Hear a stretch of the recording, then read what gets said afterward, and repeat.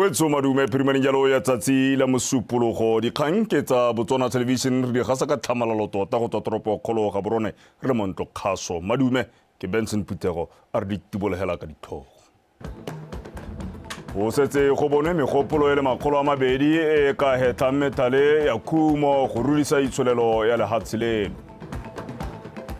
Hope wa bolesome le metso e mene Leo o khotaditse badumedi go rapelela kagiso le go lopa gore ba ba thupilweng kwa setlhaketlhakeng sa Haiti ba gololwe fa mo tsa metshameko candidate master ga ya lashe ba rileng le Women International Master boikhutso modongo ke bona ba fenyi ba khaisanyo ya Sledge Chess Foundation Master Chess Championships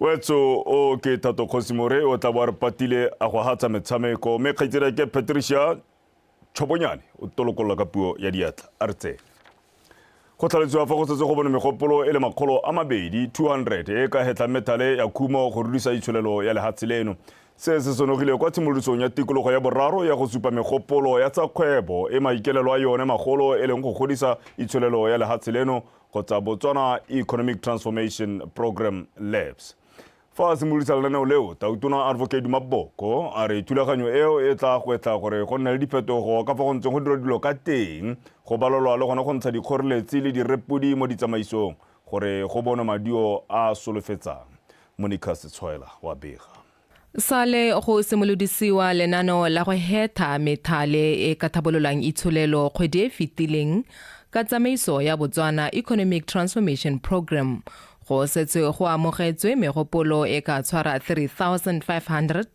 go tswa mo batswaneng le batho kwa mafatsheng a sele tshimolodiso e ya legato la boraro le le tla tsayang dibeke tse 4 ke sebaka jaanong sa gore go sekasekwe mo go tseneletseng kgonagalo ya go atega ga megopolo e thopilweng le gone go thodimela dikgoreletsi tse di leng teng mo ditsamaisong ka go farologana.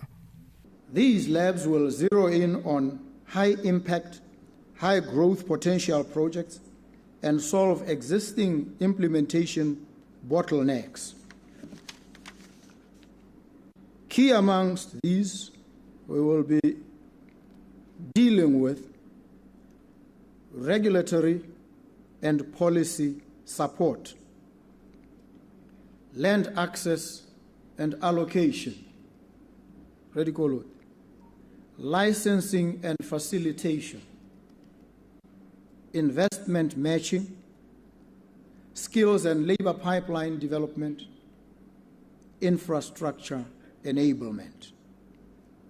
We are putting these issues on the table, not so we can discuss them endlessly, but so that we can resolve problems decisively. The truth is that these labs will not be easy, and that's exactly the point. Tough decisions will need to be made. Ka bogakolodi jwa Phemandu go tla dirwa ditshekatsheko tse di tseneletseng tse di tla ama maphata a puso babeeletsi mohama o ikemetseng le bana le seabe ba bangwe.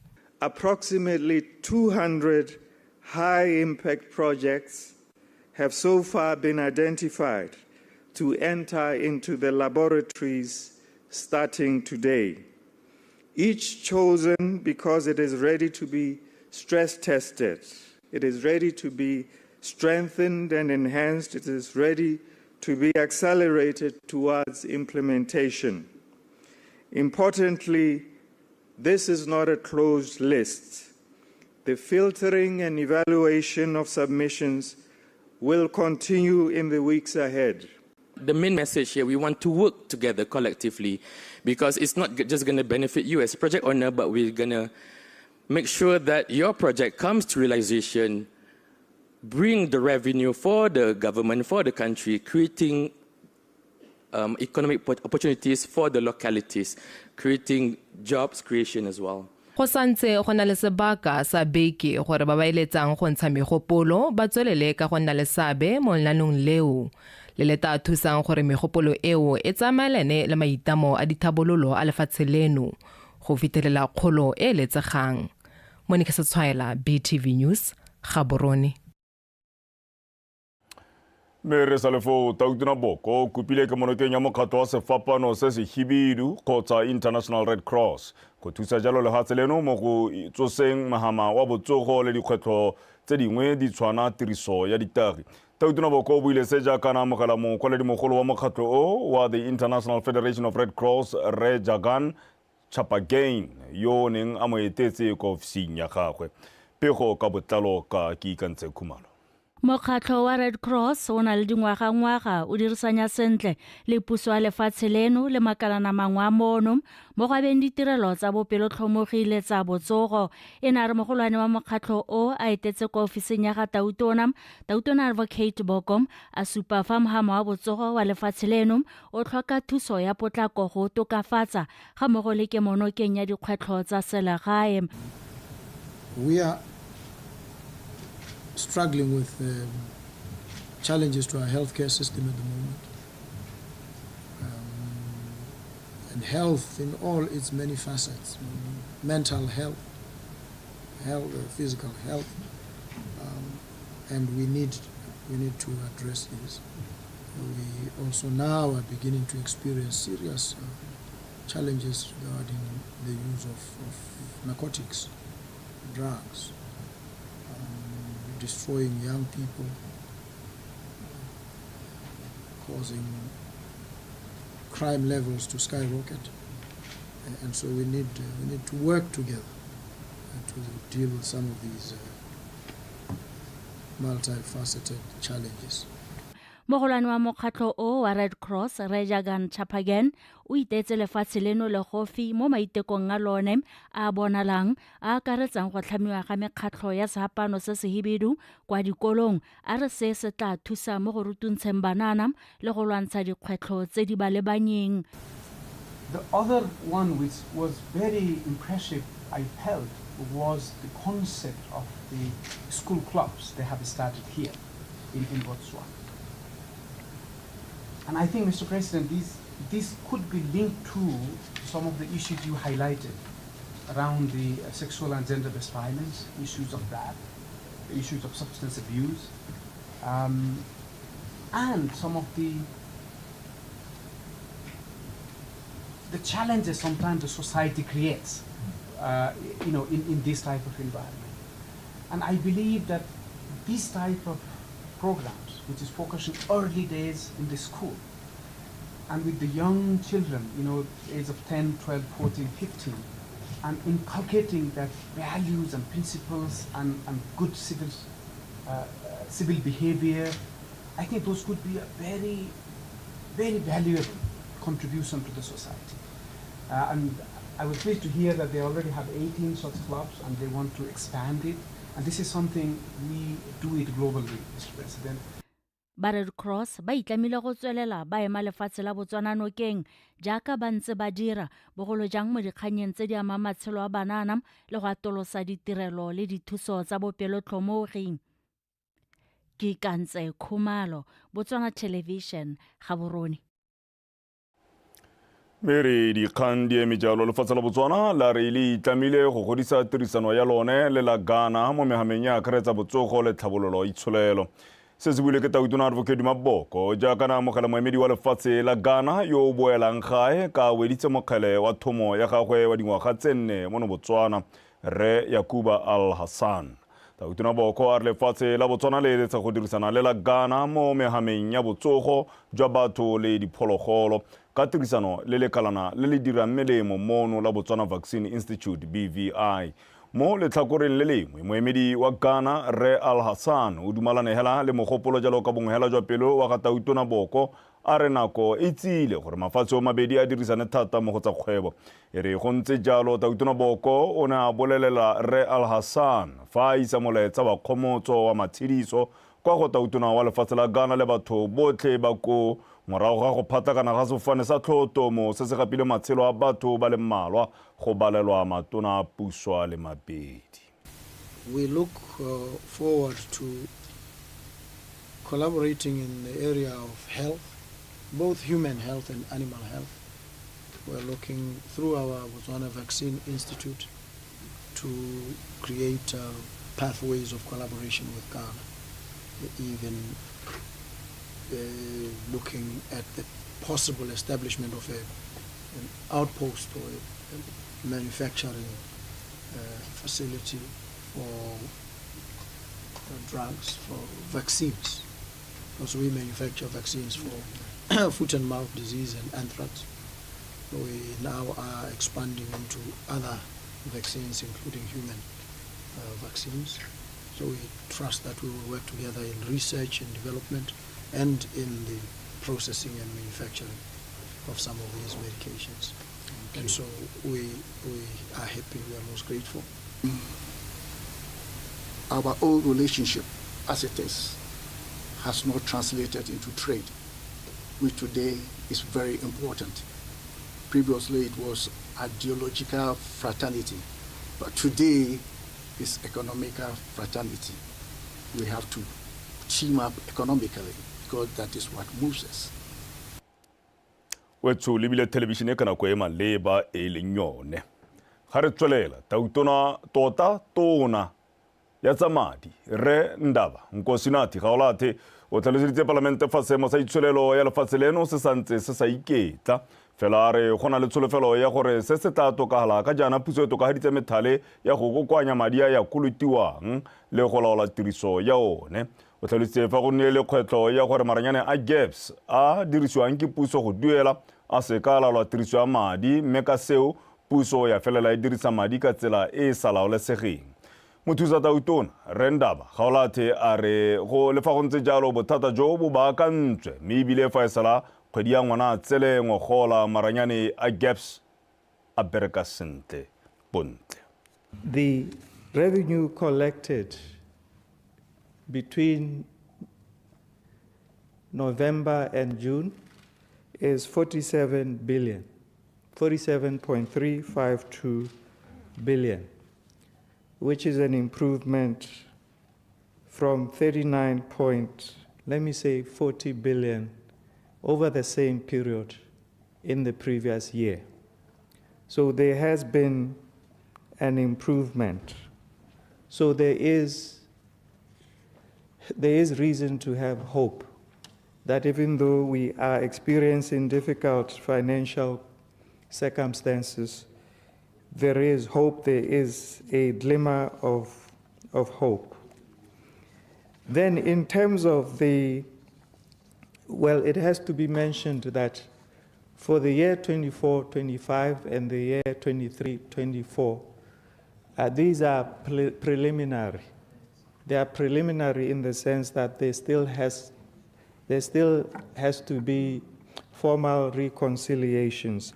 In the current year, between November and June, we have spent just over 52.6 billion pula. Same period last year, we had spent more. We had spent 58.17 billion pula. This means we have spent less. This means, again, there's reason to have hope. But let it be cautious hope.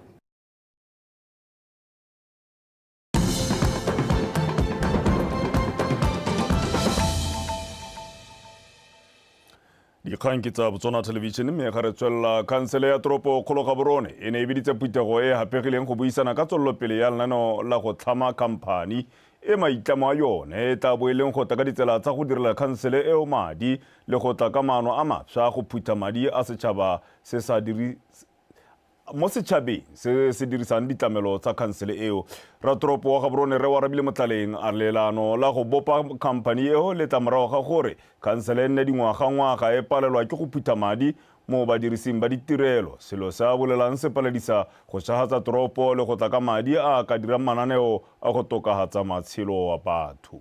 Komponi e taba e tsamaisiwa ke batho ba ikemetseng ka nosikong ko le rona re le council re hilwe yone mandate ka ke boile gone gore re go dira komponi mme komponi ya ka re dira re tsa konte ga se komponi le gore e mo teng ga ba bereki ba council ko re tabela ba bereki ba re ba hirang CEO wa komponi o taba tswa re mo hira tswa konte ba tsamaisi le ba diredi ba bangwe ba ileng gore ke ba komponi ba tswa konte gore ba te ba tsamaisa e le gore thusa gone gore e te re hetele madi ka nna re na le makala le mantsi mo counseling a itsamaisa jaaka ka gakolola re na le di advertising spaces re na le diemo tse dingwe tse di tshwana le tsone tse leng gore re na le lehatsi le leng gore ke la rona re la council mme tsone tseo ba re di tsaya e leng wa dikakanyo tsa rona gore re di neela yone kompone gore e di rulaganyetse di tsamaise ka tsela ntse jang go hokotsa the mandate wena gore already re tse re ntse re na le one gongwe bile re ntse re sa dire sente mo go one tsone di rates tsa rona for an example as a typical one ya ka tsone lehatsi le ke ntse ke bola re na le lehatsi mo gaborone tse leng gore re batla go bona re mme re ka dira eng ka lone go ka nonotsa le gone go tlhomisa gore la re siamela gore re kgone go dira madi ka lone tsone di kgantsa advertising spaces tse leng gore na le tsone gompieno mo gaborone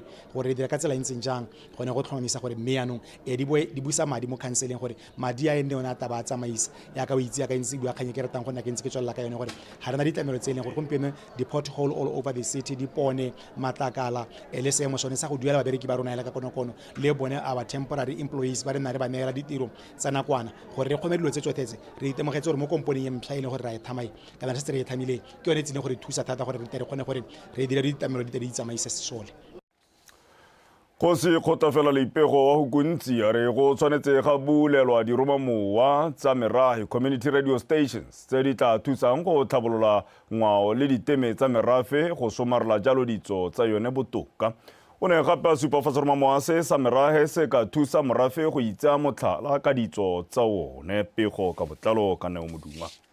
Kgosi Kgotlafela wa boraro Leipego wa motse wa Hukuntsi a re ngwao e botlhokwa mo go godiseng itsholelo ya lefatshe mo moletleng o na gwetla morafe wa baehadu go ipelagatsa ka ngwao ya bone e le tsela ya go betla tsela ya ditlhabololo o na gape a supa fa meletlo e ipelelwang ngwaga le ngwaga e ngoka bajanala e tlhama ditiro ga mmogo le go godisa bagwebi godimo ga mo a tlhalosa fa go tshwanetse ga itlhaganelelwa go simolodisa diromamowa tsa merafe gore tsotletse di tle di kgonafale motlhofo re itemogetse fa mo ngwaong ya rona go na le ditiro tse di dirwang ka nako tse di rileng mme gompieno re bona se se hetoga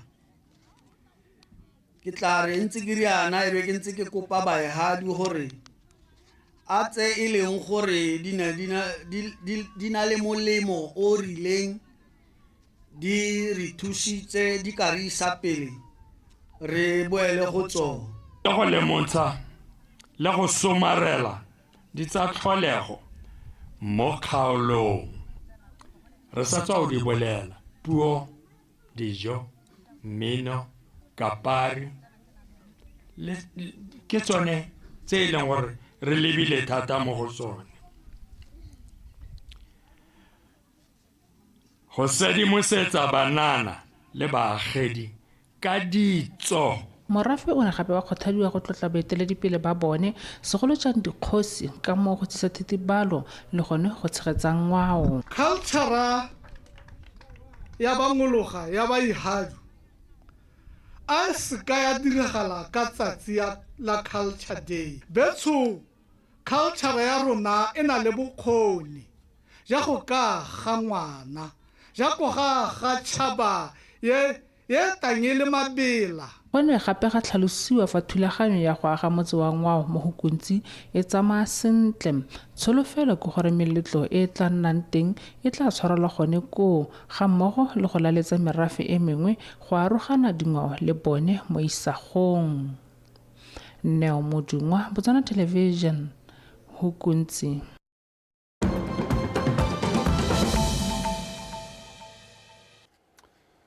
January le batsa mafatsa se le go letse go bolokile ditopo di le pedi mo go tse di ferang bobedi tsa batho ba lefatshe la Ghana ba ba tlhokagetseng mo go phathakaneng ga sefofane sa Thotomo ko toropong kgolo ya Ghana Accra.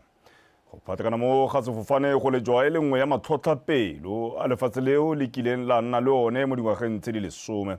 Setopo sa tona ya pele ya tikologo Ibrahim Mohamed Mutala le sa mothusa mogokaganyi wa tsa itshireletso Alhaji Muniru Limuna Mohamed dine tsa bolokela kwa mabitleng a sesole morago ga go hiwa tlotla ke tautona wa lefatshe reo Re John Mahama.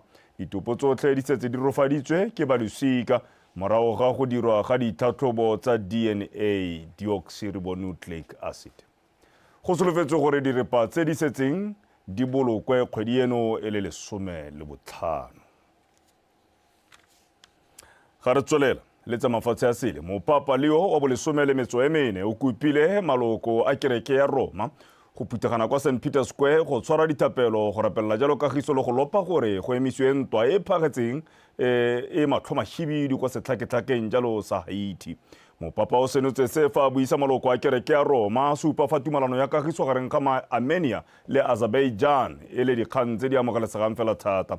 Lefatshe la Haiti le ntse le aperwe ke dikgoberego tsa digongwana dikeng ka Seesimane tse di tlhorontshang balemi ka go ba bolaya le go ba pateletsa gore ba tshabe ba tswe ba sia mo masimong a bone. Wetsone le kalome di tlatswa jalo ke khutlwana sa tsa metshameko morare Thato Kgozimore wa se hukeletsa.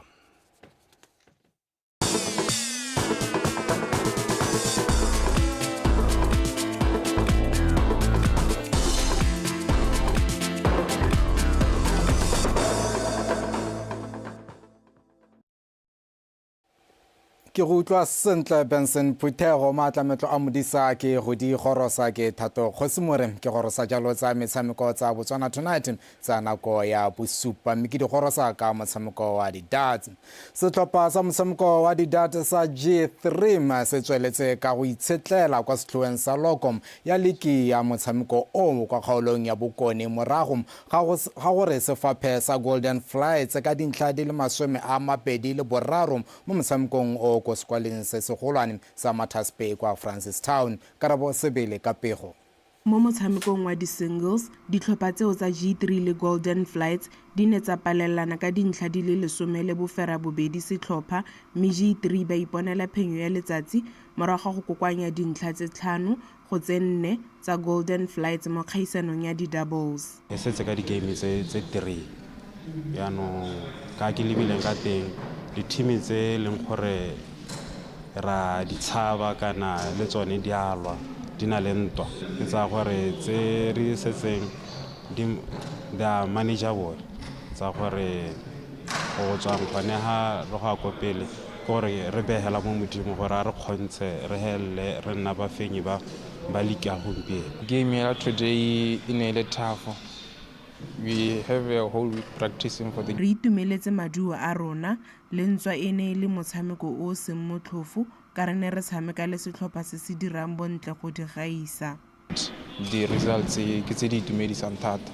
Mo motshamekong wa bobedi setlhopha sa Garrison and Bosses se ne sa tswa ka tse di tsididi jaaka se ne se fenya sa Guns and Roses ka dintlha di le 26 morago go kokoanya dintlha di le 22 le tse 4 mo di-singles le ya di-double ka go latelana ga tsone. Guns and Roses bone ba bona dintlha di le 14 le tse 5 mo di-singles le di-doubles.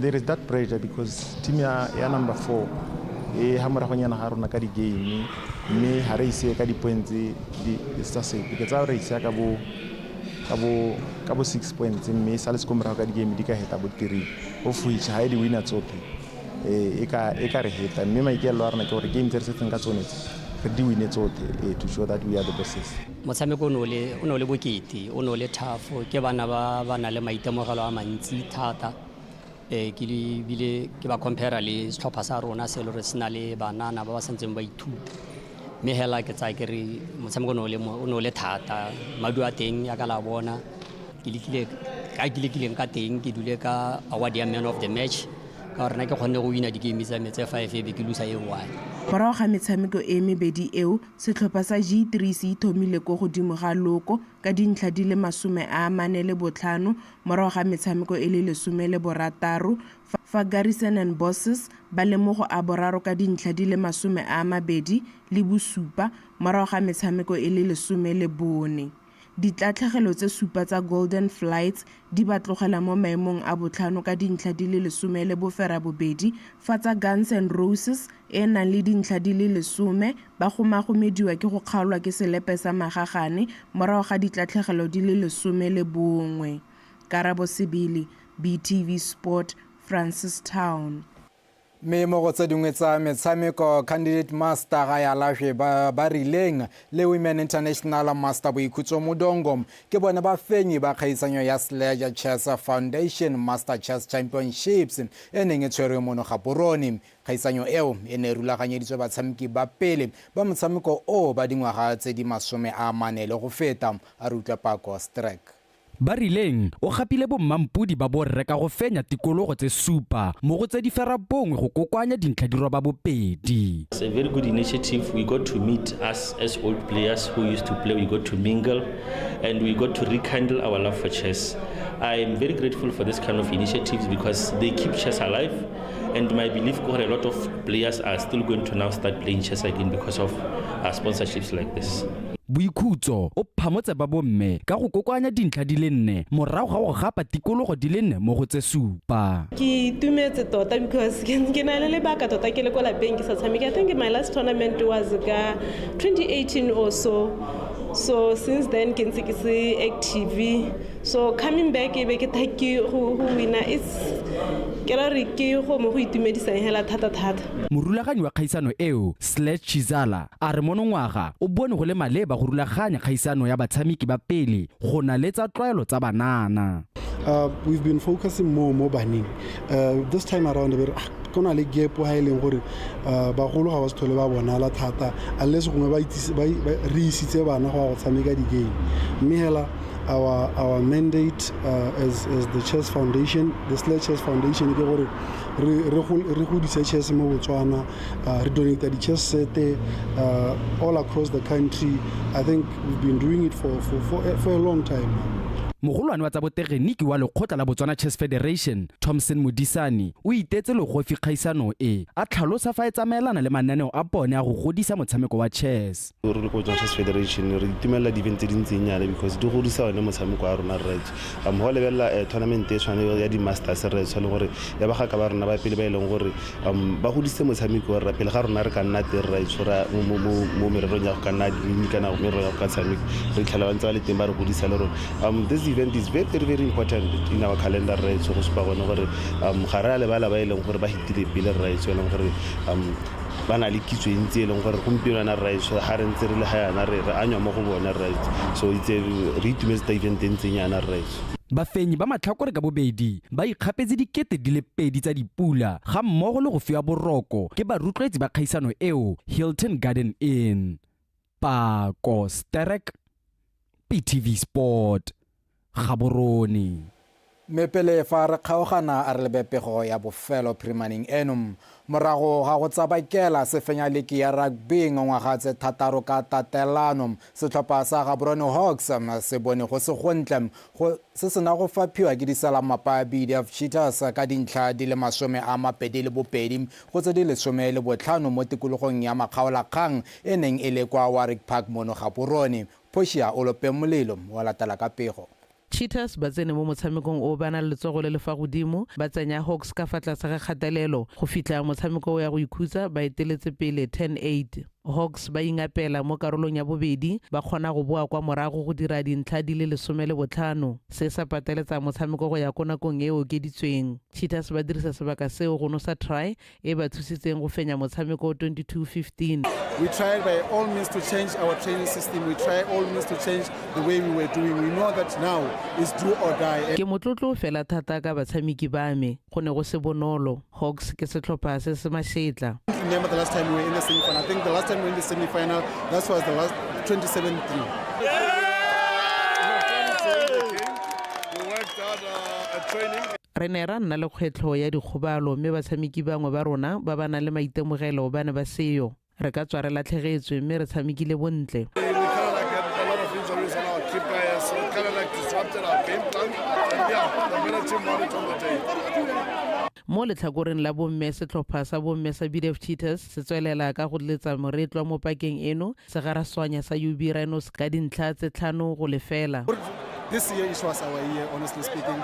Re dirile ditso mo liking ya rugby ke la ntlha setlhopha sa bomme le borre ba fenya liki ka nako e le nngwe. We broke the history of Botswana rugby. Normally team ya Yengwe is either winner gold and then another team ya winner gold, but this time we managed to take everything say rugby in SETSWANA Matafule.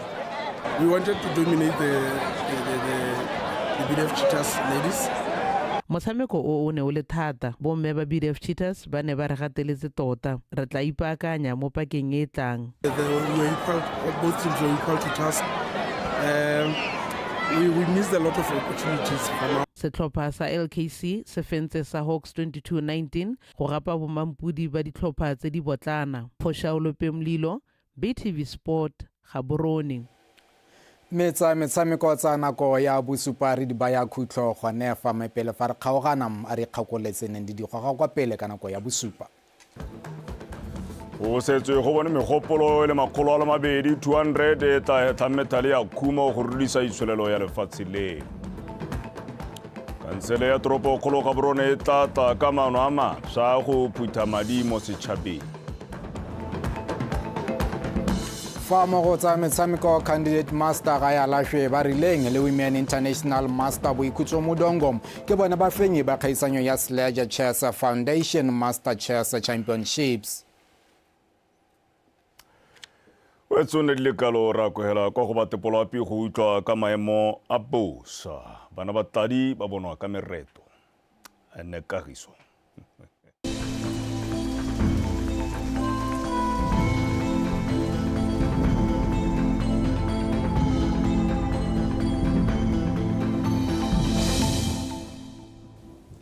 Bagaetsho ke a le dumedisa phirimane eno tsa maemo a bosa o tlisediwa ke nna Neo Aten.